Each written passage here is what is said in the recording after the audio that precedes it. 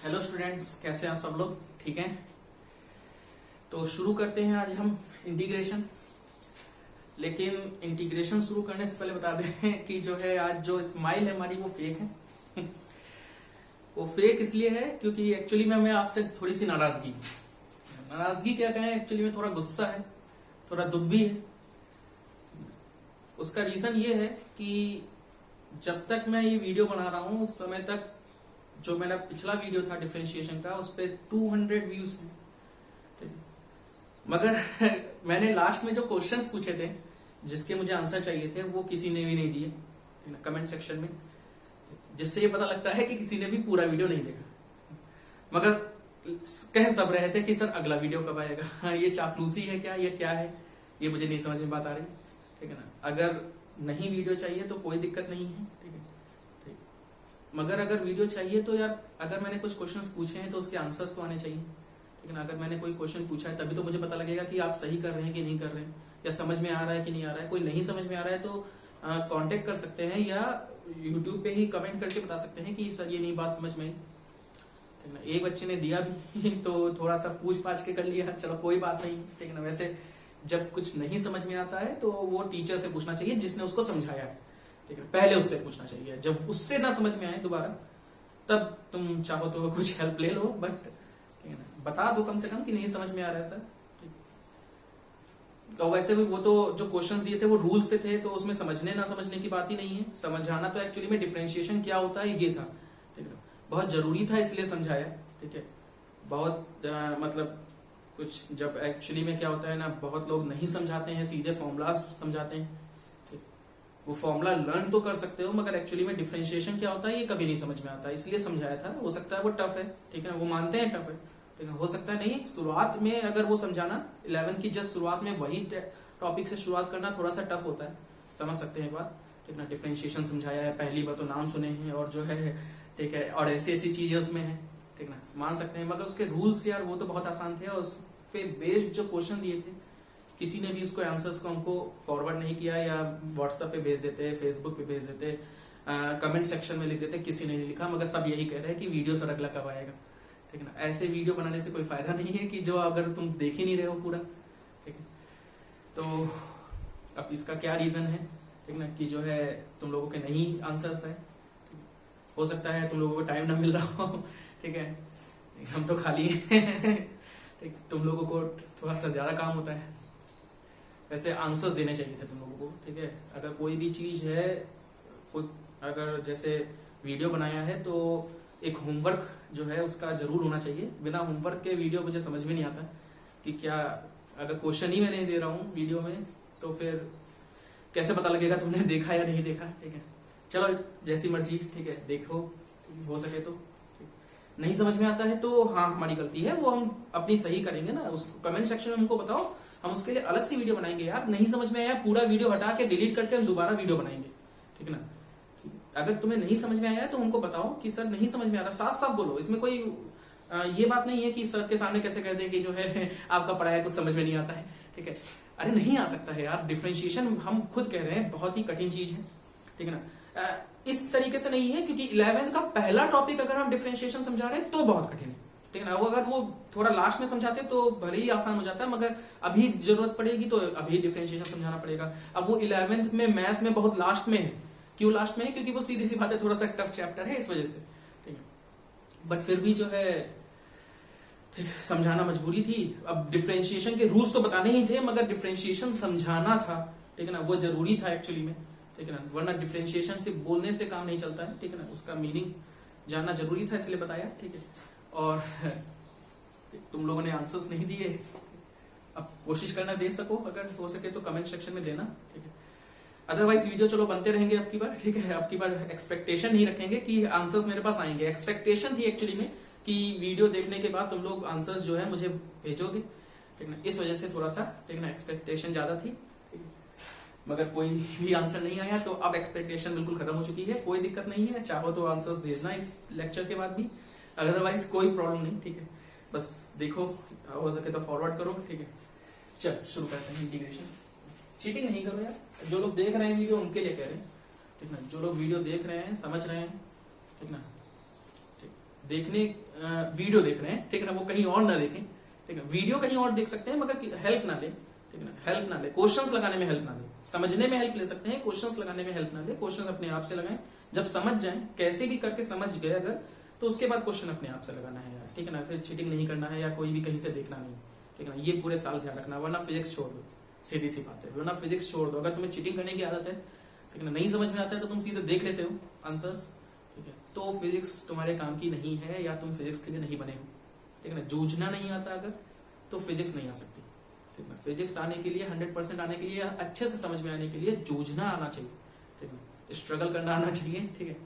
चलो देखते हैं, चलो शुरू करते हैं, ठीक है, अब रियल स्माइल में शुरू करते हैं, ठीक है। अगली बार देखो इंटीग्रेशन, आंसर सब उसके हम तभी बताएंगे जब कमेंट्स आएंगे, और क्या है, ठीक है ना, तभी पता लगेगा तुम लोगों के सही है कि नहीं, ठीक ना, कमेंट्स में ही आंसर हो जाएंगे, ठीक है, तो उसके लिए नेक्स्ट वीडियो नहीं बनाएंगे, 6 मिनट वैसे ही हो गए वीडियो के, ठीक, और बर्बाद कर दिए हमने चलो ऐसा यार नहीं करना चाहिए तुम लोगों को, नहीं देखो कोई दिक्कत नहीं है, तो कोई प्रॉब्लम नहीं है, मगर देखने के बाद भी अगर कमेंट नहीं करते हो तो थोड़ी सी प्रॉब्लम होती है, ठीक है, क्यों नहीं कमेंट किया यही सोचते रहते हैं, ठीक है, चलो कोई बात नहीं, ठीक है, इंटीग्रेशन समझते हैं, ठीक है, फिर से वही चीज पढ़ाएंगे तो वही वैसे ही जैसे हम चाहते हैं, ठीक है, डायरेक्ट हम रूल नहीं बताएंगे, हम इंटीग्रेशन का मतलब भी समझाएंगे, ये भी कठिन है, कोई दिक्कत नहीं है, ठीक है ना, स्किप कर दो चाहो तो वीडियो, इंटीग्रेशन का मतलब ना समझो, मगर मुझे यही लगता है कि बिना मतलब समझे किसी चीज को याद कर लेना जो है बहुत गलत बात है, ठीक है ना, तो इंटीग्रेशन का मतलब समझते हैं, ठीक है ना, बहुत सारे मतलब समझेंगे धीरे धीरे करके, ठीक है ना, ये भी कठिन है थोड़ा सा, ठीक है ना, डिफरेंशिएशन की तरह ही, बट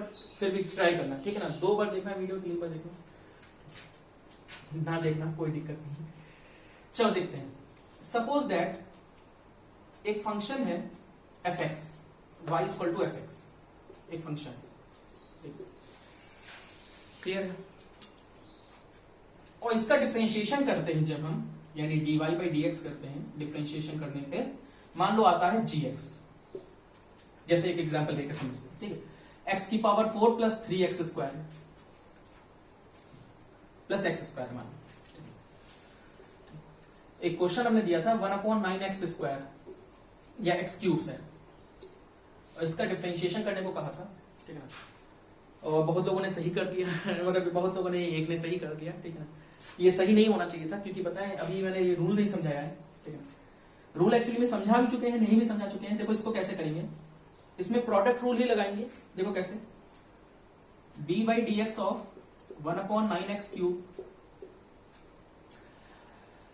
क्या है कि पहले x क्यूब बाहर आ जाएगा, पहले डिफरेंशिएशन हम करेंगे 1/9 का, प्लस फिर हम 1/9 को बाहर ले लेंगे और डिफरेंशिएशन करेंगे हम x क्यूब का, ये 0 हो जाएगा, क्यों 0 हो जाएगा, क्योंकि किसी कांस्टेंट का डिफरेंशिएशन जो होता है वो 0 होता है, कांस्टेंट 1/9 कांस्टेंट है, कांस्टेंट का डिफरेंशिएशन क्या होता है 0 होता है, और 0 होता है तो ये पूरा टर्म हमारा क्या हो जाएगा 0 हो जाएगा, सही, अच्छा ये टर्म बचा हमारा, सॉल्व कर लो यार, ठीक है, तो इसको सॉल्व करने का एक सिंपल सा तरीका है, वो ये है कि जब कोई कांस्टेंट होता है, देख सकते हो ये तो 0 हो गया ना, तो जो कांस्टेंट होता है वो बाहर आ जाता है, देखो कांस्टेंट जो है वो बाहर आ गया, और सीधे हम डिफरेंशिएशन किसका कर देते हैं, वेरिएबल का, मतलब जैसे सपोज है डिफरेंशिएशन हमें करना है 5x की पावर 3 का, तो 5 कांस्टेंट है ना, तो कांस्टेंट बाहर आ जाएगा, और डिफरेंशिएशन हम किसका करेंगे, सिर्फ और सिर्फ x क्यूब का करेंगे, क्या आएगा 3x स्क्वायर आएगा, मालूम है, ठीक है ना, 3x स्क्वायर आएगा, 5 इंटू 3x स्क्वायर यानी 15x स्क्वायर टोटल आ जाएगा, उससे हमें मतलब नहीं है, हम ये समझ रहे हैं कि जब मल्टीप्लाई में कांस्टेंट हो तो हम क्या करेंगे, हम कांस्टेंट को सीधे सीधे बाहर ले लेंगे, ठीक है, कैसे ले लेंगे, लगाया हमने वही है प्रोडक्ट रूल ही लगाया है, मगर 1/9 का डिफरेंशिएशन 0 हो जाएगा, तो वो टर्म हमें लेना ही नहीं है, हमें लेना सिर्फ ये वाला टर्म है, और इस टर्म से साफ दिखाई दे रहा है कि 1/9 बाहर आ गया है, और डिफरेंशिएशन हमने किसका किया है, सिर्फ और सिर्फ x क्यूब का किया है डिफरेंशिएशन, क्लियर है बात, ठीक है ना, तो 5x क्यूब का डिफरेंशिएशन करना था, 5 तो कांस्टेंट है, कांस्टेंट बाहर आ जाएगा, 5 d बाई डी एक्स हम किसका करेंगे, डिफरेंशिएशन सिर्फ x क्यूब का करेंगे, इसका कर देते हैं, चलो 5 इंटू x क्यूब का differentiation 3x square, power multiply में आ जाएगी, एक पावर कम हो जाएगी, 5 3 जा 15x स्क्वायर, ये तो कर ही सकते हैं, चलो तो देखो भाई समझते हैं, ठीक है, अब समझते हैं जरा, कि सपोज दैट जैसे हमारा फंक्शन है कोई y is equal to 3x², ये है। अब जरा बताओ इसका डिफरेंशिएशन क्या आएगा, dy बाई dx क्या आएगा, dy बाई dx आएगा 4x³ देखो भाई 4 मल्टीप्लाई में गया, x की पावर 1 कम हो गई, 4x³ प्लस यहां 2 मल्टीप्लाई में आएगा, 3 2 जा 6 हो जाएगा, और x का स्क्वायर का डिफरेंशिएशन x, 2 मल्टीप्लाई में आया, एक पावर कम हो गई, 2 में एक पावर कम करेंगे तो एक ही पावर बचेगी ना, वो एक 1 तो लिखते नहीं है पावर में, तो 6x। क्लियर है ये बात। इसको हमने बोल दिया, ये y इक्वल टू fx था ये हमारा, इसको हमने बोल दिया gx। देखो भाई बात समझ में, जब हमने किसी फंक्शन का डिफरेंशिएशन किया तो जो फंक्शन आया हमारे पास उसको हमने क्या बोल दिया, gx बोल दिया, fx तो नहीं बोल सकते ना, तो हमने g ले लिया बस, ठीक है, सिंपल है, ठीक है। बात क्लियर हुई, ठीक है, ये बात समझ में आई। y हमारा एक फंक्शन था, इसको हमने fx मान लिया, ठीक है ना, y को हमने fx माना था, तो y हमारे पास एक फंक्शन है, इसको fx मान लिया है, और जब हम y का डिफरेंशिएशन करेंगे तो जो आएगा उसको हमने gx मान लिया, y का डिफरेंशिएशन करने पर ये आया तो इसको हमने gx मान लिया, ठीक है। अब अगर हम इस gx का वापस डिफरेंशिएशन कर दें x के रेस्पेक्ट में, तो हमें fx मिल जाएगा, मतलब इंटीग्रेशन अपोजिट है, ठीक है ना। नहीं समझ में आया तो अभी देखो समझाते हैं, ठीक है, फिर से देखो। 4 का स्क्वायर 16 होता है कि नहीं होता है, बताओ। तुमने सबसे पहले क्या सीखा, तुमने सबसे पहले सीखा था स्क्वायर करना, है ना। 4 का स्क्वायर 16, 3 का स्क्वायर 9, 2 का स्क्वायर 4, ये सीखा, ठीक है। फिर तुमने ये सीखा अगर 4 का स्क्वायर 16 है तो 16 से 4 कैसे ला सकते हैं, स्क्वायर रूट करके। बात समझना ध्यान से, 4 का स्क्वायर 16 है तो 16 का स्क्वायर रूट क्या हो जाएगा, 4 हो जाएगा। तो 16 से 4 लाने का तरीका क्या था, स्क्वायर रूट करना। तो जैसे ये दोनों फंक्शन एक दूसरे के क्या थे, उल्टे थे ना, ठीक ना, स्क्वायर करना और स्क्वायर रूट करना, ये दोनों एक दूसरे का अपोजिट है। उसी तरीके से सेम उसी तरीके से डिफरेंशिएशन और इंटीग्रेशन भी क्या थे, एक दूसरे के अपोजिट है, ठीक ना। डिफरेंशिएशन जो पहले पढ़ाया और इंटीग्रेशन ये एक दूसरे के क्या है, अपोजिट है, ठीक है। मतलब अगर किसी चीज का डिफरेंशिएशन करके हमें कोई नंबर मिलता है तो वापस हम अगर उस नंबर का इंटीग्रेशन कर देंगे तो वही नंबर हमको मिल जाएगा जिसका हमने डिफरेंशिएशन किया था। नहीं समझ में आया क्या, ठीक है ना। फिर से एक बार देखते हैं, हमने इसका डिफरेंशिएशन किया तो हमको ये मिला ना, अब हम अगर इसका इंटीग्रेशन करेंगे तो हमें क्या मिलेगा, ये फंक्शन मिल जाएगा वापस। अगर हम इसका इंटीग्रेशन करेंगे, कैसे करेंगे वो भी बताएंगे, ठीक है, मगर अगर हम इसका इंटीग्रेशन करेंगे तो हम क्या पा लेंगे, इसको वापस पा जाएंगे। बात क्लियर हुई, अब बात समझ में आई, ठीक है ना। यानी डिफरेंशिएशन और इंटीग्रेशन एक दूसरे के रिवर्स प्रोसेस है। जैसे 4 में 5 ऐड करते हैं तो 9 आता है, तो 9 में क्या माइनस कर दे कि वापस 4 आ जाए 5 माइनस कर दें, तो प्लस और माइनस एक दूसरे के अपोजिट। उसी तरीके से इंटीग्रेशन और डिफरेंशिएशन भी एक दूसरे के अपोजिट है। अगर ये फंक्शन है, इस फंक्शन का डिफरेंशिएशन करके ये आता है तो इसका डिफरेंशिएशन करके वापस क्या आ जाएगा, यही आ जाएगा। ये बात समझ में आई, कैसे करेंगे वो तो अभी बताने जा रहे हैं, ठीक है। एक चीज समझ में आया, ठीक है, ये डिफरेंशिएशन का सिंपल है, ठीक है ना। एक्चुअली में ना डिफरेंशिएशन होता है सम, अभी समझाएंगे। और इस सम का एस को ही क्या किया है, थोड़ा सा इसकी टांग खींच दी है और ये बन गया इंटीग्रेशन का साइन। एस को हमने क्या किया, ये एस था और इसको खींच दिया ऊपर से भी और नीचे से भी, और ये बन गया इंटीग्रेशन का साइन।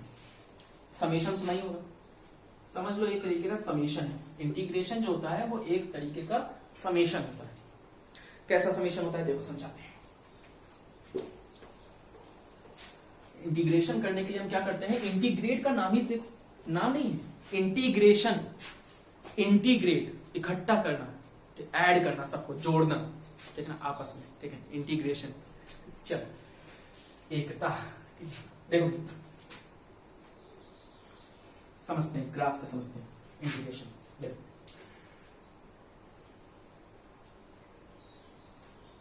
जैसे ये किसी फंक्शन का ग्राफ है, y equal to F X, कोई भी फंक्शन है उसका ग्राफ है, क्लियर, ठीक, किसी भी फंक्शन का ये ग्राफ है, ठीक है। अब हम क्या करना है, हमें मान लो इसका एरिया निकालना है, ठीक है, इस पूरे ग्राफ का एरिया निकालना है। कैसे निकालना है भाई, कोई फॉर्मूला है क्या, कोई भी फॉर्मूला नहीं है। क्यों, अगर ये सीधा ग्राफ होता, अगर ये ग्राफ इस तरीके का होता तो एरिया निकल आता बहुत आराम से, है ना। ये चाहो तो इसको ट्रायंगल और रेक्टेंगल में ब्रेक कर लो, या चाहो तो इसमें ट्रेपेजियम का फॉर्मूला लगा दो, 9th में सीखा है यार, ग्राफिकल मेथड है कुछ, इक्वेशंस ऑफ मोशन को ग्राफिकल मेथड से प्रूव करने में ये सीखी चीज है, ठीक है, तब तो निकल आता।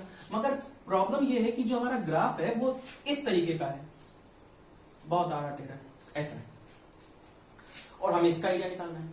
तो इसका एरिया तो भाई किसी तरीके से निकल नहीं सकता, क्यों? क्योंकि कोई फॉर्मूला ही नहीं है हमारे पास, है ना। अब देखो कैसे निकालेंगे, ठीक है। ये ग्राफ किस चीज का है? किसी फंक्शन का होना चाहिए, अपने आप से नहीं कि कोई भी बना दिया, ठीक है ना, कोई किसी फंक्शन का, ठीक है ना, कोई भी फंक्शन का ग्राफ है, ठीक है।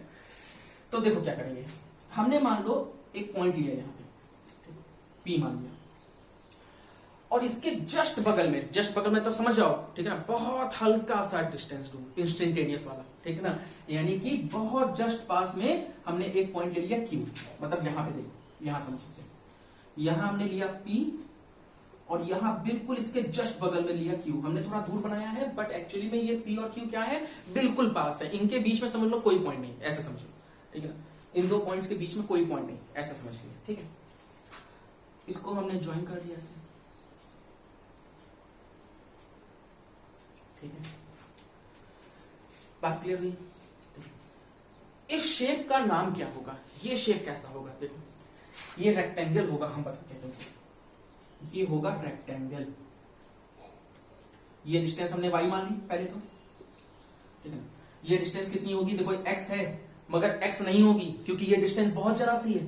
इसकी ब्रेथ, इसकी लेंथ को हमने क्या मान लिया? ये लेंथ, इसको क्या मान लिया? y मान लिया। इसकी ब्रेथ को हमने, ये जो बहुत छोटी सी है, इसको x नहीं मान सकते, ठीक ना। ये तो बहुत बड़ी है, मगर ये बहुत बड़ी नहीं है, ये बहुत छोटी सी है, इसको हम x नहीं मान सकते, इसको हमने माना dx, है ना, बहुत छोटी सी है, तो इसको क्या मानेंगे? dx मानेंगे, ठीक, क्लियर है बात? अच्छा, ये रेक्टेंगल कैसे है, ठीक है, यार देखो यार, बहुत पास है ये वाली लाइन इसके बहुत पास है, तो मान सकते हैं ना, ये उठने से पहले ही क्या हुआ? हाँ, बैठ गया, ठीक है ना। यानी कि क्या है, ये जो ग्राफ ऊपर जा रहा है, ठीक है ना, अगर ये पॉइंट बहुत ही पास आ जाएगा, तो जैसे उठने की कोशिश करेगा, जैसे ऊपर जाने की कोशिश करेगा, तुरंत ही तो ये लाइन आ जाएगी ना, तुरंत ये अगली वाली लाइन आ जाएगी कि नहीं आ जाएगी? तो वो ऊपर जा पाएगा? नहीं जा पाएगा, जाने ही नहीं देंगे। तो कैसा शेप होगा? रेक्टेंगल शेप होगा, क्लियर है बात, ठीक है ना। तो ये शेप कैसा आ जाएगा? रेक्टेंगल। कब आएगा? जब ये दोनों डिस्टेंसेस या ये दोनों लाइनें बहुत ही ज्यादा पास होंगी, तब आएगा। ऐसे नहीं है, ऐसे तो नहीं है, सीधी सी बात है, ये तो रेक्टेंगल नहीं है, बट अगर ये दोनों लाइनें पास हो तो ये रेक्टेंगल शेप बन सकता है। और रेक्टेंगल शेप बन जाएगा तो रेक्टेंगल के एरिया का फॉर्मूला तो तुमको मालूम है, YD, लेंथ इंटू ब्रेथ, ठीक है ना, सॉरी, लेंथ इंटू ब्रेथ होता है। लेंथ इसकी कितनी है? y, और ब्रेथ कितनी है? dx, तो इसका एरिया कितना हो जाएगा? y dx हो जाएगा कि नहीं हो जाएगा? इस स्ट्रिप का एरिया y dx हो गया कि नहीं हो गया? अगर ऐसे ही सारी स्ट्रिप्स हम बना के क्या करें, ठीक है ना, रखते चले जाए यहां से लेके यहां तक, तो बताओ हमें इस पूरे का एरिया मिल जाएगा कि नहीं मिल जाएगा? तो हमें क्या करना है? हमें ये करना है कि हमें ऐसी स्ट्रिप्स के एरियाज को यहां से यहां तक क्या करना है? ऐड करना है, और जैसे ही हम इनको ऐड कर लेंगे, हमें इस पूरे ग्राफ का एरिया मिल जाएगा। और ऐड करने के लिए ही हम क्या करते हैं? हम करते हैं इंटीग्रेशन, यानी हमें इसका क्या करना पड़ेगा? इंटीग्रेशन करना पड़ेगा। और जब हम इसका इंटीग्रेशन करेंगे तो ये सारे एरिया आपस में छोटे छोटे ऐड हो जाएंगे, ठीक ना, बहुत स्मॉल एरिया है, ये ध्यान रखना, ठीक ना, ये सारे एरिया ऐड हो जाएंगे और हमें इस पूरे ग्राफ का एरिया मिल जाएगा। बात क्लियर हुई, ठीक है ना। ऐसे इंटीग्रेशन को बोलते हैं इनडेफिनेट इंटीग्रेशन, जहां कोई लिमिट नहीं, कहां से कहां तक करना है ये नहीं मालूम, इनडेफिनेट इंटीग्रेशन। ये तो हमें ज्यादा नहीं सीखना है क्योंकि इसमें तो रूल्स हैं सिर्फ एक्चुअली में, ठीक है ना। अब सपोज दैट हमें यहां से यहां तक का एरिया निकालना है, सिर्फ थोड़ा एपी से रिलेट करने की कोशिश करना है इसको, ठीक है ना। इसको इंटीग्रेशन को एपी से रिलेट करोगे तो और अच्छा समझ में आ जाएगा। एपी में क्या होता था कि अगर हमें 10th टर्म से 14 टर्म तक का सम निकालना होता था तो हम क्या करते थे? 14 टर्म्स तक का सम करते थे, 10 टर्म्स तक का सम करते थे, या 9 टर्म्स तक का सम करते थे, माइनस कर लेते थे। क्लियर है? तो वही चीज है, जैसे हमें एरिया यहां से यहां तक का निकालना है, ठीक है। ये पॉइंट है मान लो ए, और ये पॉइंट है मान लो हमारा बी। ये पॉइंट हमारा क्या है? बी। सिर्फ यहां से यहां तक का एरिया निकालना है। तो हम क्या करेंगे? अब इसमें हम लिमिट्स लगा देंगे। कि हमें पूरा एरिया नहीं निकालना है या जितना हम चाहते हैं उतना नहीं निकालना है, हमें बस इतना निकालना है ए से बी तक। क्लियर है? पूरे ग्राफ का नहीं निकालना है, जितना हमारे पास ग्राफ है उसका नहीं निकालना है, हमें सिर्फ ए से बी तक का निकालना है। तो हमारे पास लिमिट्स है ना, कि हमारी लिमिट क्या है, ए से बी तक, तो वही लिमिट हम इसमें लगा देते हैं। यहां पे लोअर लिमिट, इसे लोअर लिमिट बोलते हैं और इसे बोलते हैं अपर लिमिट। बात क्लियर हुई? ऐसे इंटीग्रेशन को बोलते हैं डेफिनेट इंटीग्रेशन। अभी समझेंगे, बस थोड़ा सा ध्यान रखो, जो बोल रहे हैं इस पे ध्यान दो, अभी सब समझेंगे। डेफिनेट इंटीग्रेशन क्या होता है, इनडेफिनेट इंटीग्रेशन क्या होता है। मतलब पूरे ग्राफ का एरिया निकालना है, ऐसे समझो, पूरे ग्राफ का एरिया निकालना है, कहां तक निकालना है मालूम ही नहीं, मगर इनडेफिनेट इंटीग्रेशन जहां कोई लिमिट ना हो। क्लियर है? डेफिनेट इंटीग्रेशन में क्या होगा कि कुछ हमारी लिमिट्स होंगी कि यहां से यहां तक ही हमें ऐड करना है, इसके आगे और इसके पहले का नहीं ऐड करना है। तो हम क्या करेंगे, ठीक है ना, लिमिट्स लगा देंगे, ठीक है ना, कहां से कहां तक हमें ऐड करना है। ये बात समझ में आई? ठीक है ना। अच्छा, कैसे करते हैं, ठीक है ना, ये समझते हैं अभी। इसके लिए रूल समझने पड़ेंगे। ये समझ में आया कि डिफरेंशिएशन हमें देता था, याद करो, स्लोप देता था, ठीक है ना, ग्राफ का हमें इंस्टेंटेनियस स्लोप देता था, और इंटीग्रेशन हमें क्या देगा, हमें इंटीग्रेशन ग्राफ का एरिया देगा। इतनी बात समझ में आई? देखो 3-4 बातें जो बोलने जा रहे हैं वो समझ में आई कि नहीं आई। इंटीग्रेशन हमें एरिया देगा, डिफरेंशिएशन हमें स्लोप देगा, ये बात समझ में आती है, ठीक, इंस्टेंटेनियस स्लोप। ठीक, अच्छा, और दूसरी चीज, इंटीग्रेशन 2 टाइप के होते हैं, इंडेफिनिट और डेफिनिट। ठीक है, डेफिनिट में लिमिट्स होती है कि यहीं से यहीं तक ऐड करना है, बस इतना ही एरिया हमको चाहिए, और इनडेफिनिट में ऐसी कोई भी लिमिट्स नहीं होती। क्लियर है बात? ठीक है, चलो अब रूल समझते हैं। ठीक है, रूल समझते हैं क्या होता है। ठीक है, इंटीग्रेशन का यूज हम लोग सम करने के लिए करते हैं, ये भी बात ध्यान रखना, ठीक है ना, और डिफरेंशिएशन का उल्टा होता है, ये भी याद रखना। ठीक, चलो देखो भाई, रूल पहला समझते हैं। जैसे x की पावर n है और इसका डिफरेंशिएशन और इसका इंटीग्रेशन हमें करना है x के रेस्पेक्ट में। ध्यान रखना, जो फंक्शन, जिस चीज का फंक्शन यहाँ पे है, x का फंक्शन था, y हमारा क्या है, x का फंक्शन है ना, तो x के रेस्पेक्ट में ही इंटीग्रेट करेंगे, y के रेस्पेक्ट में या किसी और के रेस्पेक्ट में नहीं है। ये नहीं कि यहाँ पे मान लो लिखा है t तो हमने इंटीग्रेट कर दिया इसको, नहीं। ठीक है ना, ध्यान रखना, जिस चीज का फंक्शन होगा उसी के रेस्पेक्ट में जब हम इंटीग्रेट करेंगे, तो उसके लिए जो फॉर्मूला है वो ये है कि देखो, उसमें एक पावर कम हो जाती थी, इसमें एक पावर बढ़ जाती है। क्या होता है, x की पावर n+1 अपॉन, और जो नई पावर हो जाती है उसी से डिवाइड कर देते हैं, जो नई पावर हो जाती है उसी से डिवाइड कर देते हैं। फिर से एक बार देखो, फिर से x की पावर कितनी है, n है, तो एक पावर हम प्लस कर देंगे, एक पावर बढ़ा देंगे, और जितनी नई पावर हो जाएगी उसी से क्या करेंगे, डिवाइड कर देंगे। जैसे एग्जांपल, x की पावर 4dx है, इसको डिफरेंशिएशन करना है, तो क्या आएगा, x की पावर 5, एक पावर ऐड हो गई और उसी से हमने डिवाइड कर दिया 5 से। फिर से एक बार देखते हैं, t की पावर 7dx, क्या t की पावर 8 हो जाएगा? नहीं होगा। क्यों? क्योंकि यहाँ पे t है जो फंक्शन है हमारा, और यहाँ पे जिसके रेस्पेक्ट में हमें इंटीग्रेट करना है वो x है, तो यहाँ पे इंटीग्रेशन नहीं होगा। यहाँ पे क्या होना चाहिए, dt। अब इंटीग्रेशन हो सकता है, एक पावर ऐड करेंगे यार, एक तो 1 तो ऐड करना आता है यार, कैसे ये रूल नहीं समझ में आ सकता, यही कह रहे थे। डिफरेंशिएशन में भी यही रूल थे ऐसे। हाँ, कैसे रूल नहीं समझ में आ सकता, ये तुम कैसे कह सकते हो कि मुझे ये सर समझ में नहीं आया। सीधी सी बात है। और अगर ये समझ में आया तो अगर हम इससे रिलेटेड क्वेश्चन देते हैं तो वो क्वेश्चन तुम लोगों को करना चाहिए था ना। ठीक है, चलो कोई बात नहीं। ठीक, तो एक पावर ऐड हो गई और उस जो नई पावर हो गई उसी से डिवाइड कर दिया बस। ठीक है, साथ में कांस्टेंट आता है मगर अभी ओमिट कर सकते हैं इसको, कोई दिक्कत नहीं। ठीक है, अच्छा, t की पावर एक बार देख लेते हैं, -11 देखते हैं। चलो ठीक है, t की पावर -11, तो t की पावर -11 dt है, उसको इंटीग्रेट करना है। ठीक है, तो देखो कैसे इंटीग्रेट करेंगे। ठीक है, ये हम इंडेफिनिट इंटीग्रेशन सीख रहे हैं, देखो कोई लिमिट नहीं है इसमें। ठीक है ना, एक पावर ऐड करेंगे, -11 में 1 प्लस करेंगे तो -10 आएगा, कि कैसे आएगा ये तुम जानो। ठीक है ना, और -10 से ही डिवाइड कर देंगे, नई पावर से ही डिवाइड कर देंगे, बस खत्म। क्लियर है? एक और देखो बहुत ध्यान से, ये वाला बहुत ध्यान से। ठीक है, ये समझ में आ गया होगा मेरे ख्याल से रूल, जहां देखना ध्यान से। चलो ज्यादा कठिन नहीं करते, dx ही लेते हैं, इसका इंटीग्रेशन क्या होगा। ठीक है, तो यार देखो ध्यान से, यहाँ पे x की पावर 0 नहीं लिख सकते। x किसी की पावर 0 क्या होता है, 1 होता है। किसी की पावर 0 होती है तो आंसर क्या आता है, 1। अरे यार इसको 1 से मल्टीप्लाई कर सकते हैं कि नहीं कर सकते बताओ। किसी भी नंबर को 1 से मल्टीप्लाई कर सकते हैं कि नहीं कर सकते? 1 का मतलब क्या हुआ, x की पावर 0 हो सकता है कि नहीं हो सकता है? तो यार x की पावर 0 है तो वही रूल लगाओ ना, क्या दिक्कत है? एक पावर ऐड कर लो और जो नई पावर हो गई 1 उसी से डिवाइड कर दो। अब x की पावर 1 तो x होता है और 1 से डिवाइड करोगे, चाहे करो चाहे ना करो, x आएगा कि नहीं आएगा? यानी dx का इंटीग्रेशन कितना आया? dx का इंटीग्रेशन आया x। तो बताओ dt का इंटीग्रेशन कितना आ जाएगा? t। क्यों? dm का इंटीग्रेशन क्या आ जाएगा? m। ये बात समझ में आई कि नहीं? फिर से एक बार समझे क्या? देखो फिर से एक बार समझ लेते हैं, ठीक ना? हो सकता है ना समझ में आया हो, फिर से एक बार देखते हैं किसी और का। dy का इंटीग्रेशन देखते हैं, ठीक? बताओ भाई dy को हम लिख सकते हैं 1 इंटू dy लिख सकते हैं कि नहीं लिख सकते हैं? 1 को हम लिख सकते हैं y की पावर 0। और अब रूल लगा दो यार, रूल लगा दो। रूल क्या है? पावर एक बढ़ जाती है और जितनी पावर बढ़ गई है, ठीक है, उसी पावर से हम डिवाइड कर देते हैं। अब बताओ यार y की पावर 1 तो जानते हो क्या होता है? y होता है। अब 1 से डिवाइड करो चाहे ना करो कोई फर्क नहीं पड़ता। तो y आ गया कि नहीं आ गया? dy का इंटीग्रेशन y आया कि नहीं आया? ये बात रूल समझ में आया, ठीक है? चलो चलो 2 रूल हो गए, ठीक है। तीसरा रूल देखते हैं।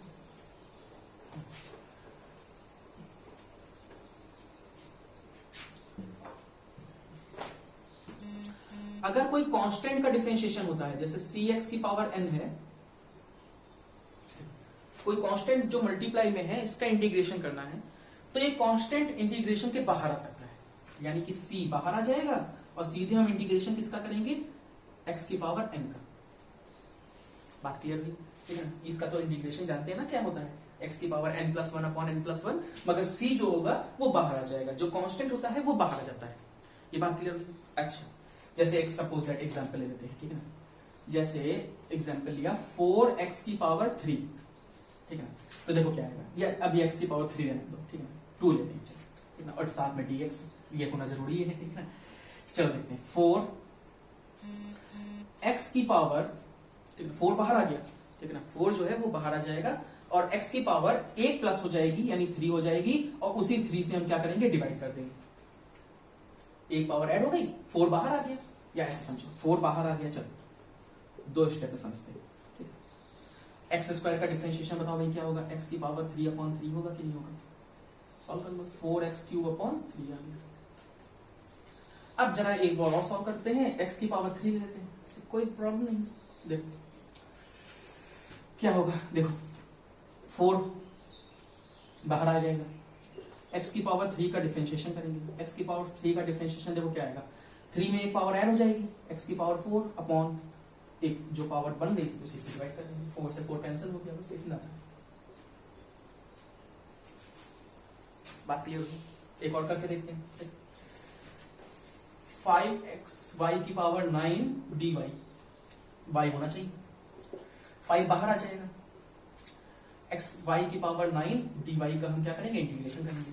अब इंटीग्रेशन हुआ नहीं है ना, तो इस वजह से जो हमारा फंक्शन है वो इंटीग्रेशन के अंदर ही रहेगा, और जैसे इंटीग्रेशन हम कर देंगे वैसे ये बाहर आ जाएगा। देखो इंटीग्रेशन का साइन हट जाएगा, इंटीग्रेशन करने जाना है, एक पावर ऐड हो जाएगी और जो नई पावर आ गई उसी से डिवाइड कर देंगे। 5 1 से 5 2 से, तो y की पावर 10 अपॉन 2। क्लियर हुई बात? ठीक है ना? बात क्लियर हुई? क्वेश्चन दे क्या? मन तो नहीं कर रहा है, चलो देते हैं, ठीक है ना? कोई शायद लगाए, शायद कोई लगा ले, कभी किसी जमाने में लगा ले, हो सकता है 2 साल बाद कोई वीडियो को देखे और देखने के बाद शायद जो है वो आंसर भेजे। कोई बात नहीं, उन्हीं के लिए हम देखो। एक सिंपल सा देते हैं, x की पावर 14 dx इंटीग्रेट करना है, एक इंटीग्रेट करना है t की पावर -4 dt, और एक थोड़ा सा हमारा ट्रिकी क्वेश्चन, हल्का सा 1 अपॉन y की पावर 4 है। ठीक है, करके देखना है इसको, ठीक है? अच्छा, 5x की पावर 9 dx, ये 4 क्वेश्चन अभी तक के लिए, ठीक? आगे रूल और समझते हैं और क्वेश्चन देंगे, ठीक है ना? अभी करके देख सकते हो, ठीक है? तो बात समझ में आ जाएगी। अच्छा, अगला रूल समझते हैं जल्दी से, ठीक है? अगला रूल देखो क्या है, एक रूल ये है बहुत सिंपल सा, अगर 2 नंबर या 3 नंबर है, वही चीज यार जो डिफरेंशिएशन में पड़ी थी, और इन तीनों का डिफरेंशिएशन करना है या इंटीग्रेशन सॉरी करना है, यहाँ पे तो इंटीग्रेशन करना है, वहां पे डिफरेंशिएशन करना है, तो हम क्या कर सकते हैं, तीनों का अलग अलग, ठीक है ना, इंटीग्रेशन कर सकते हैं। यानी कि पहले हम इंटीग्रेशन u dx का कर लेते हैं, मल्टीप्लाई तो तीनों से होगा ना, ये dx ब्रैकेट में ना, ठीक, प्लस लगा है तो प्लस लगा देंगे, माइनस लगा है तो माइनस लगा देंगे, ठीक है। फिर v dx का इंटीग्रेशन अलग कर लेंगे, प्लस लगा है तो प्लस, माइनस लगा है तो माइनस, और w dx का इंटीग्रेशन अलग कर लेंगे। जैसे एक एग्जांपल समझते हैं, ठीक है, एग्जांपल देखो क्या है, 4x cube plus 3x square है, या चलो सिंपल लेते हैं ये, तो इसका इंटीग्रेशन हमें करना है। तो हम क्या करेंगे, देखो एक पावर तो बाद में देखते हैं, पहले क्या करते हैं, इनको अलग अलग कर लेते हैं, प्लस लगा है ना बीच में तो इनको अलग अलग कर सकते हैं, तो x क्यूब dx को हम अलग कर लेंगे, प्लस लगा है ना तो प्लस लगा दिया, और x स्क्वायर dx को हम क्या करेंगे, अलग कर लेंगे। बात समझ में, प्लस लगा होना चाहिए, प्लस या माइनस, ठीक है ना, मल्टीप्लाई डिवाइड में नहीं करना, ठीक है। चलो इसका इंटीग्रेशन करो भाई, क्या होगा, x की पावर 3 का इंटीग्रेशन, x की पावर 4, एक पावर ऐड हो जाएगी, उसी से डिवाइड कर देंगे, प्लस इसकी x की पावर 3 हो गया, खत्म, आसान, ठीक है, बात क्लियर हुई, ठीक है। एक और करके देखते हैं, ठीक है, एक और करते हैं इंटीग्रेशन। सपोज दैट अब की बात करते हैं, 4x की power 5 plus 3x square minus 7x dx, इसका इंटीग्रेशन करना है। तो देखो कैसे करेंगे, 4x की पावर 5 dx अलग ले लेंगे, प्लस लगा है तो प्लस लगा दिया, 3x स्क्वायर dx अलग ले लेंगे, माइनस लगा था इसके बाद तो माइनस लगा दिया, 7x इंटू dx अलग ले लेंगे, कर दो इंटीग्रेशन। देखो कैसे, 4 इंटू 4 तो बाहर आ जाएगा ना, x की पावर 5 का इंटीग्रेशन क्या होगा, x की पावर 6/6 होगा कि नहीं होगा, प्लस 3 बाहर आ गया, x क्यूब का x स्क्वायर का देखो x क्यूब अपॉन 3 होगा कि नहीं होगा, माइनस 7 बाहर आ गया, x का इंटीग्रेशन, x की पावर 1 है ना, तो x स्क्वायर अपॉन 2 आ जाएगा, बस हो गया सॉल्व। थोड़ा बहुत कैंसिल तो अपने आप कर सकते हो ना, मेन तो हमारा यहाँ पे आ चुका है, ठीक है ना, कैंसिल तो अपने आप कर सकते हैं, ठीक है। बात क्लियर हुई, ठीक है, ये बात समझ में आई, ठीक है, चलो कर देते हैं, कैंसिल भी कर देते हैं, ठीक है। तो 2x की पावर 6/3, अब ये 6 और 3 मत कैंसिल कर देना, प्लस ये 3 से 3 गया, x cube minus 7x square upon 2, ये बात क्लियर हुई। चलो आगे देखते हैं, ठीक, प्लस लगा है तो प्लस और माइनस लगा है तो माइनस, ठीक। अच्छा, डिफरेंशिएशन के जो वही बताया ना, इनकी उल्टा होता है, तो साइन का डिफरेंशिएशन याद है कि कॉस होता था, तो कॉस का इंटीग्रेशन क्या हो जाएगा, साइन हो जाएगा, फिर से वही चीज देखो याद करो, d by D x of sine x क्या होता था, साइन एक्स का डिफरेंशिएशन कॉस एक्स होता था, याद है, तो कॉस एक्स का इंटीग्रेशन क्या हो जाएगा, साइन एक्स हो जाएगा, सिंपल। कॉस एक्स का डिफरेंशिएशन क्या होता था, साइन एक्स, ठीक ना, माइनस का, सॉरी, ठीक ना, कॉस एक्स का डिफरेंशिएशन क्या होता था, याद करो, कॉस एक्स का डिफरेंशिएशन होता था माइनस का साइन एक्स, यानी साइन एक्स का डिफरेंशिएशन हो जाएगा इंटीग्रेशन माइनस साइन एक्स का इंटीग्रेशन, सॉरी डीएक्स तो लगाने भूल गए, साइन एक्स का जो डिफरेंशिएशन है वो क्या हो जाएगा, माइनस का कॉस एक्स, सिंपल, उल्टे रूल, मगर अभी इसका यूज नहीं, ठीक है ना, बहुत कम यूज है, न्यूमेरिकल्स में यूज होगा, ठीक है ना। तो मेन फॉर्मूले हमने अपने बता दिए, ठीक है ना, यही है मेन फॉर्मूलास, ठीक है, और इंटीग्रेशन का मतलब समझ में आया, मेन फॉर्मूला समझ में आए, ठीक है ना, इंटीग्रेशन बहुत अच्छे से समझना यार, ठीक है ना, इसके सारे फॉर्मूले जितने भी बताए हैं ये याद रखना, ठीक है, कोई फॉर्मूला छूटा है, अगर छूटा होगा तो बताएंगे, tan x और वो sec x के जो है वो बाद में, ठीक है ना, वो अभी जरूरत नहीं है इतने, ठीक है, इस वजह से नहीं बताया। हाँ, एक फॉर्मूला और बता देते हैं, एक और, ठीक है यार, ये जो अभी हमने बताया ना, एक पावर ऐड हो जाती है और उसी से डिवाइड कर देते हैं, ये जब पावर -1 हो तब काम नहीं करेगा, क्यों नहीं करेगा, देखो अगर x की पावर -1 है तो -1 में 1 प्लस करोगे 0 आ जाएगा, यहां तक तो ठीक है, x की पावर 0 हो जाएगा 1, मगर अपॉन में भी 0 करना पड़ेगा, और अपॉन में कभी 0 नहीं होता है, मालूम है? देखो कैसे समझते हैं। अगर मान लो हमने इसमें भी वही रूल लगा दिया तो -1 में एक पावर ऐड करेंगे तो 0 आएगा कि नहीं आएगा बताओ? यहाँ पे तो ठीक है, कोई दिक्कत नहीं, मगर डिवाइड भी तो हमें 0 से करना पड़ेगा ना, और 0 से डिवाइड नहीं कर सकते, तो यहाँ पे ये रूल नहीं लगता है। यहाँ पे जो होता है डिफरेंशिएशन, सॉरी इंटीग्रेशन, बार बार डिफरेंशिएशन का निकल रहा है मुझसे, तो जो इसका इंटीग्रेशन होगा वो ये होगा, ठीक है, यानी इसको चलो ठीक है ऐसे लिखते हैं, ठीक है, x की पावर -1 का इंटीग्रेशन होगा log x। बता देते हैं, याद कर लो थोड़ी देर के लिए, अभी इसका इतना बहुत ज्यादा यूज नहीं है, ठीक है ना, यूज होगा कहीं भी तो हम पहले ही बता देंगे, ठीक है ना, अभी इसका इस फॉर्मूले का यूज नहीं है, बट याद करने के लिए सही, ठीक है ना, ये याद कर सकते हैं फॉर्मूला कि 1/x या x की पावर -1 का जो इंटीग्रेशन होता है वो log x होता है। ये बात समझ में आती है, ठीक है, तो शायद पूरा हो चुका है, ठीक है ना, कुछ समझ में नहीं आ रहा क्या बोल रहे हैं, ठीक, एक मिनट रुक जाओ। अच्छा, हमने इंटीग्रेशन बता दिया, इंटीग्रेशन के रूल्स बता दिए हैं, ठीक है, सही है, थोड़े बहुत क्वेश्चन दिए हैं, ठीक है, उस क्वेश्चंस को इस रूल पे नहीं दिए, शायद दिए हैं, इस रूल पे देते हैं, चलो ठीक है, एक दे देते हैं, दिया है या नहीं दिया उससे मतलब नहीं, एक क्वेश्चन और है, ठीक है, कमेंट सेक्शन में इसका आंसर बताना है, ठीक है, कैसे ही बताओ यार, बता दो बस, ठीक है, इतना बहुत है, टाइम निकाल के कीमती अपना। 7x³ प्लस नहीं माइनस x में भी नहीं, ठीक है, 8x की पावर 7, अरे फिर x में दे दिया है, बार बार x का ही निकल रहा है, कोई नंबर बोलो और z बोलते चलो, z की पावर 7 माइनस 7z की पावर 3 प्लस 4z², ठीक है, dz, तो इसको इंटीग्रेट करना है, ठीक है। अच्छा, अब बात करते हैं, ये तो हो गया इनडेफिनेट इंटीग्रेशन, ठीक है ना। डेफिनेट इंटीग्रेशन देखो क्या होता है, ठीक, ये बात समझ में आई, देखो धीरे धीरे सब समझ में आएगा अगर थोड़ा सा ध्यान दोगे तो। अब बात करते हैं डेफिनेट इंटीग्रेशन की। देखो डेफिनेट इंटीग्रेशन क्या होता है, जैसे यही अगर हमें x की पावर 4 dx का करना होता इंटीग्रेशन, ठीक है, तो अभी तो हमें मालूम है x की पावर 5.5 आ जाएगा, मगर मान लो हमें इसका इंटीग्रेशन, हमें सम, इंटीग्रेशन माने सम है ना, ठीक है ना, तो सम अगर हमें मान लो इसका 1 से लेके 4 तक ही करना है, यानी मान लो सपोज दैट ये x की पावर 4 का ग्राफ है, मान लो x की पावर 4 का ग्राफ ये मान लो ऐसा है, कुछ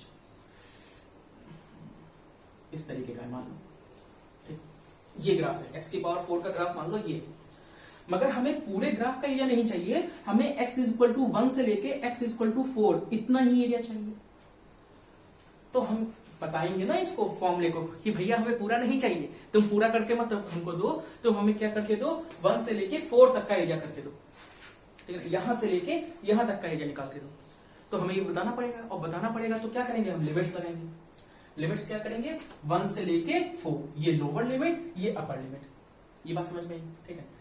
इसको देखो सॉल्व कैसे करते हैं, ठीक है ना, क्लियर है, इसका तो आंसर आएगा ना कुछ, तो इसको देखो सॉल्व कैसे करते हैं, सॉल्व देखो कैसे करेंगे, पहले तो वही काम करेंगे, ठीक है, इसको इंटीग्रेट करने की कोशिश करेंगे, और इंटीग्रेट करने के लिए हम इसको कहां रखेंगे, इस बिग ब्रैकेट के अंदर रखेंगे, जो भी इंटीग्रेशन आएगा, इंटीग्रेशन का साइन हट जाएगा, मगर ब्रैकेट्स रहेंगे, जब तक लिमिट सॉल्व नहीं कर लेते तब तक, क्लियर है। तो पहले हम तो इसको ब्रैकेट्स में सॉल्व करेंगे, x की पावर 4 का इंटीग्रेशन क्या आएगा, x की पावर 5.5 आएगा, ये बात समझ में आई, ठीक है। लिमिट्स देखो कहां लगेंगी, लोअर लिमिट नीचे लगेगी, अपर लिमिट ऊपर लगेगी, जो ऊपर है वो ऊपर रहेगा, जो नीचे है वो नीचे रहेगा, राइट साइड में रहेगा, लेफ्ट साइड में नहीं रहेगा, ये बात ध्यान रखना, ठीक है। अब देखो क्या करेंगे, पहले हम 4 रखेंगे, x की जगह क्या रखेंगे, 4 रखेंगे, तो x की जगह जब 4 रखेंगे तो ये 4 की पावर 5/5 हो जाएगा, ये बात समझ में आई, ठीक है।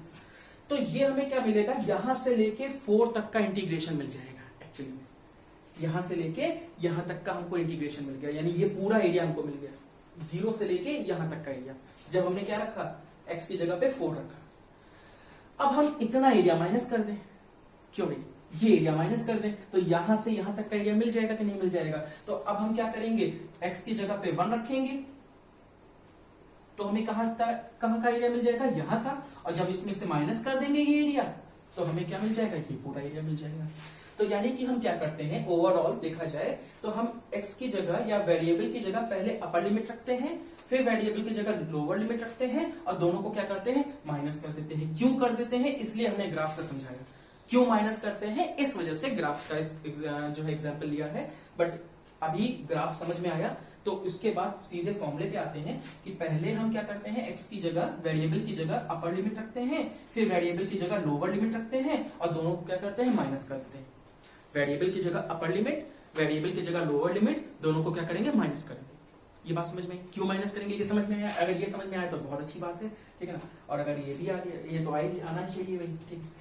देखो अच्छा, एक और एग्जाम्पल देते हैं,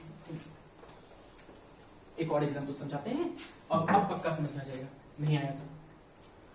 जैसे हमें इंटीग्रेशन करना है 7x² dx का इंटीग्रेशन करना है, मगर कहां से कहां तक करना है, -2 से +2 तक करना है, मान लो, ठीक। -2 से +2 तक इंटीग्रेट करना है, ठीक। तो मतलब समझ रहे, मान लो ये ग्राफ है हमारा 7x² का ग्राफ, मान लो ये है, ये ग्राफ है, ठीक है।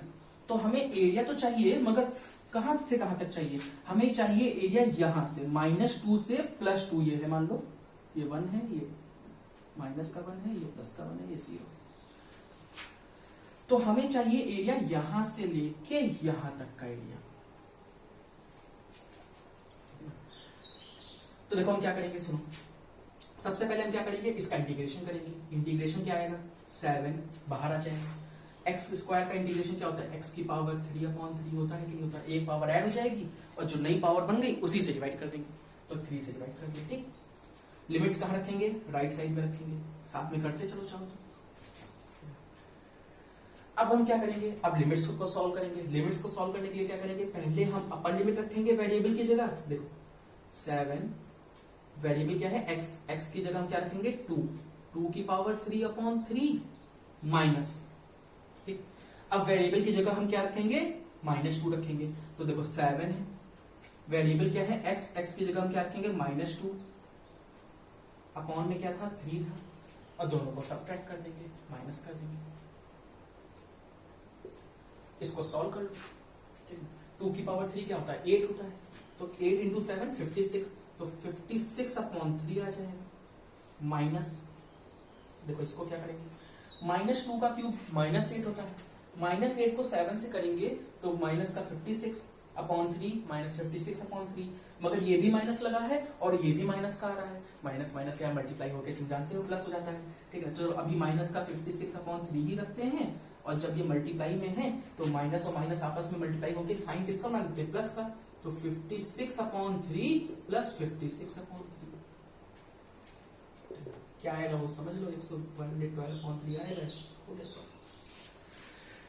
कुछ क्लियर हुआ, हल्का बहुत, ठीक है ना। क्या करते हैं, ठीक है, अपर लिमिट रखते हैं। इंटीग्रेशन तो पहले वैसे ही करते हैं जैसे होता है, फिर अपर लिमिट रखते हैं पहले, फिर लोअर लिमिट रखते हैं, दोनों को माइनस कर देते हैं, सिंपल, क्लियर है बात। चलो तो एक क्वेश्चन इसका देते हैं, ठीक है, करके देखना और फिर बताना आंसर में क्या होता है। चलो x की पावर 7 प्लस, सॉरी 7 का पावर कहां करोगे तुम लोग, थोड़ा सिंपल करते हैं ना, 4x² + 3x, ठीक है। इसको इंटीग्रेट करना है, इतना कठिन नहीं है, हटाओ, सिंपल देते हैं पहले। 3x³ प्लस 3x² ही रखते हैं, ठीक, इतना है। कहां से कहां तक, 0 से लेके 4 तक, और इसी को इंटीग्रेट करना है -1 से लेके 2 तक, और इसी को इंटीग्रेट करना है, dx लगा हुआ है, इसी को इंटीग्रेट करना है कहां से कहां तक गया, 4 से लेके 5 तक, ये एक ही क्वेश्चन है, ठीक है, 3 पार्ट से समझ लो उसके, ठीक है। इसको इंटीग्रेट करना है, ठीक है। वैसे एक और बता देते हैं, कहो तो, ठीक है ना, ये तो क्वेश्चन नोट कर लो, ठीक है ना, हम अपने पास से बता रहे हैं। जैसे अगर मान लो ये भी होता और इसको भी इंटीग्रेट करना होता, तुम कर सकते हो, देखो कैसे, वही काम करेंगे। 2 नंबर्स हैं, प्लस लगा है बीच में, दोनों को अलग अलग कर सकते हैं, तो अलग अलग कैसे करेंगे, देखो 3x² dx करेंगे 0 से लेके 4 तक प्लस 4x को करेंगे 0 से लेके 4 तक। कुछ नहीं करना है, लिमिट्स दोनों में लगा देनी है, जैसे अलग अलग दोनों को करते हैं तो दोनों में लिमिट्स लगा देनी है बस। अब इसका इंटीग्रेशन कर सकते हो, इसको मत देखो, इसको इंटीग्रेट कर सकते हो ना, अब इसको भूल जाओ, इसको इंटीग्रेट कर सकते हो, अलग अलग कर लो, बस खत्म। ठीक है, चलो हमने मेन अपने काम सीख लिए हैं, ठीक है ना, इंटीग्रेशन के, ठीक है, मेन फॉर्मूले सीख लिए हैं, बस इतना ही मोटो है हमारा, ठीक है ना। जैसे जैसे आगे करते रहेंगे न्यूमेरिकल सॉल्व करेंगे और जो है जैसे जैसे आगे सॉल्व करते रहेंगे आता रहेगा इंटीग्रेशन, उसमें दिक्कत वाली बात नहीं है, बस चीटिंग नहीं करना हो सके तो, ठीक है, चीटिंग मत करना, लगाना मत अलग बात है, ठीक है, कोई बात नहीं, मत लगाना चाहो तो, ठीक है ना, ठीक, मगर देख के मत लगाना, ठीक है, हो सके तो, ठीक। अगले लेक्चर में हम लोग सीधे फिजिक्स पे आते हैं, ठीक है। अब हमारा मैथ्स इतना ही था, ठीक है ना, खत्म हो गया है, प्रसाद चला देना 11 रुपए का, ठीक है, ठीक। और अब मैथ्स में कुछ नहीं है, अब हम सीधे फिजिक्स पे आएंगे, ठीक है ना, और मोशन स्टार्ट करेंगे चैप्टर अपना अगले लेक्चर से, ठीक है ना, ठीक है, अपना ख्याल रखना, ठीक है, और थोड़ा हमारा भी रख लेना वही, ठीक है।